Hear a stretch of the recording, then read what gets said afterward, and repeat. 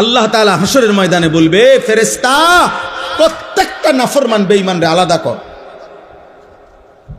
বাইর কর গার ধাক্কা দিয়া, ওয়াকিফুহুম ইন্নাহুম মাসউলুন। আল্লাহ বলবে ফেরেশতা প্রত্যেক পাপীকে তিনজন একসাথ করবি। প্রিয় ভাই, কোরআনের আয়াত। প্রত্যেক পাপীর বেলায় আল্লাহ বলবেন তিনজনকে একসাথ করবা। এক, পাপীকে। দুই, এই পাপ কাজে তার সঙ্গী যে ছিল তাকে। তিন, এই পাপ করতে গিয়ে সে যার উপরে ভরসা করছে, তারে শেল্টার দিছে সে, যে সেই গডফাদার যে তাকে অন্যায় করতে, চুরি করতে, জিনা করতে, মদ খাইতে, জুয়া খেলতে, নারী দেখতে, জুলুম করতে, সন্ত্রাসী করতে, চাঁদাবাজি করতে, হারাম করতে যে তাকে শেল্টার দিছে। আল্লাহ বলবে তিনজনকে একসাথ করো। খুদার কসম আল্লাহ বলেন, আর জাহান্নামের রাস্তায় দাঁড় করাও, আমি একটা একটা করে জিজ্ঞেস করব আর জাহান্নামে পৌঁছায় দেব।